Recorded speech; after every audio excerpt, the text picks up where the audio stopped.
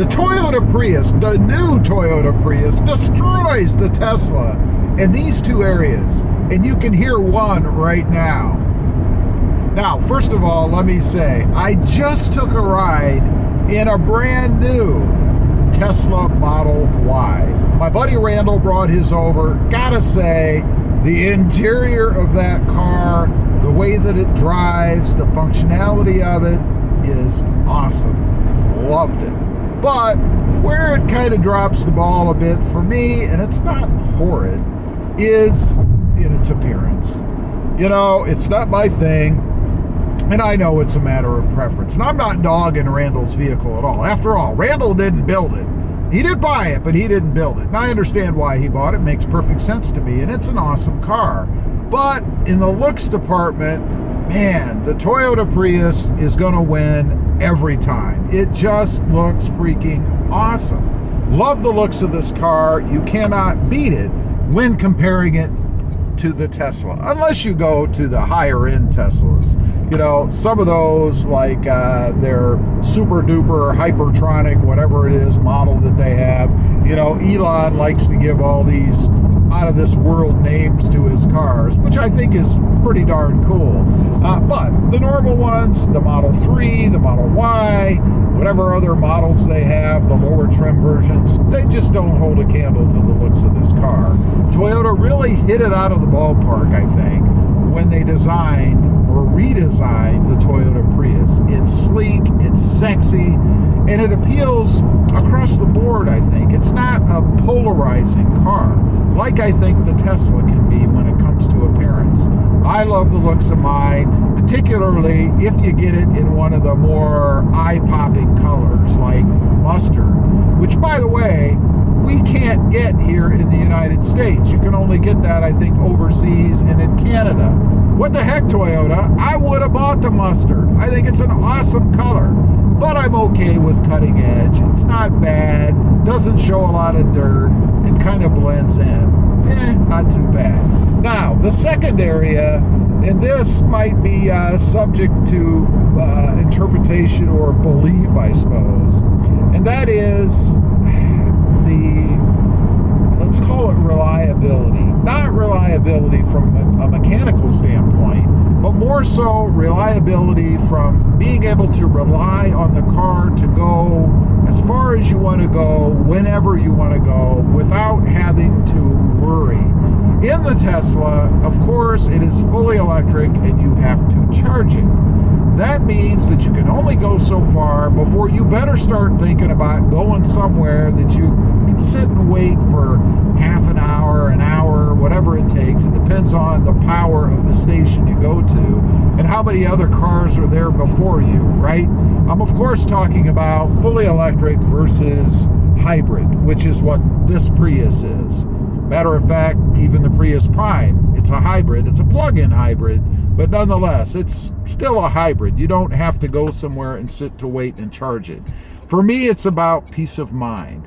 Never do I get in this car and have to worry about where I'm going to go to find an electric station to be able to charge my car, or worst case, even plug it into a home outlet like a 110 and then wait for a day and a half for that thing to get up to its 80% charge, which, by the way, is, I believe, what the Tesla charges to kind of preserve the battery. It doesn't charge to anything higher than that and exceed or equal 100%. So I like being able to stop at one of the millions of gas stations all over the country whenever I want to get gas. I don't have to worry about plugging something into the system and having it direct me to a charging station where hopefully 50 other cars aren't sitting and waiting to get topped off as well.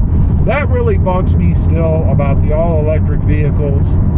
I think it's great. I love that we're getting into the electric vehicles, but unfortunately, from a technology standpoint and an infrastructure standpoint, we're just not there yet.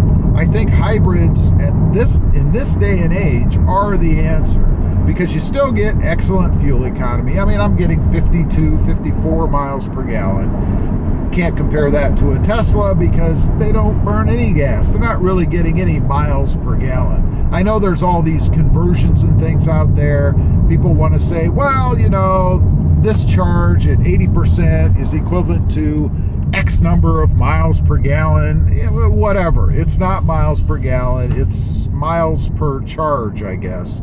Kind of the way you have to look at it. Maybe mileage per kilowatt. I don't know. However you calculate it in a Tesla. And I wonder if in the Teslas, and I'll bet you Elon did this. He should have if he didn't. There should be a screen on their enormous center screen, which I love, that you can pull up that gives you what the equivalent is miles per gallon wise. I think that would be interesting to see, just as a point of conversation, I suppose, just to see what you would be getting if you were driving a gas-powered vehicle. I love this setup. I think it is the answer right now.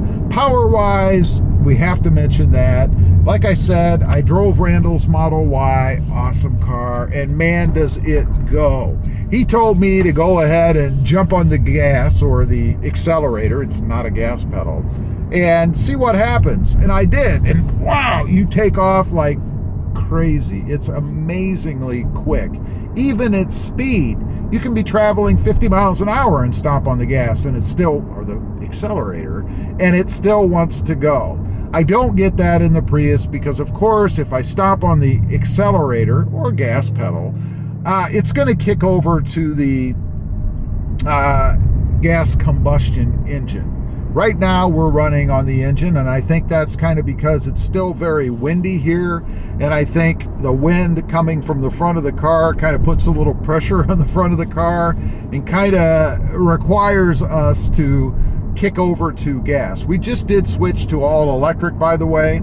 There still is a test I need to do. You can select in this car if you want to go to EV mode only. That means that you would run on the battery power without kicking over to the engine. I think that's going to be interesting to try. It only gives me, in this version, the non-prime, about 5 to 8 miles, something like that.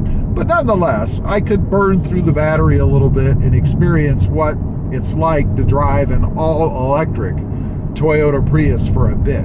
I'm also curious, down the road, I wonder if Toyota will actually come out with a version of the Prius that is a plug-in all-electric. Surely it's got to be in the cards for them, although maybe they'll go to a different model, I suppose, call it their all-electric EV and call it something else, the Prius brother or something, or sister, I don't know. But I think it would be neat to experience in a car this small, all electric. It would have to fly. I mean, it would really have to go 0 to 60 in, I don't know, -1 second. You just think about it and it happens. I know, crazy, right? Anyway, I just wanted to get out here. I think this new Prius really does destroy the Tesla when it comes to reliability, in the form of being able to rely on the gas-powered engine to get you somewhere, not having to sit and wait for a big period of time to go ahead and refuel. And also in looks. Hands down, the Toyota Prius outdoes the Tesla when it comes to looks. Leave a comment, let me know. Do you agree? Or would you prefer the Tesla for both reasons? I'd just be curious to know. Thanks for watching. Stay safe out there. Bye.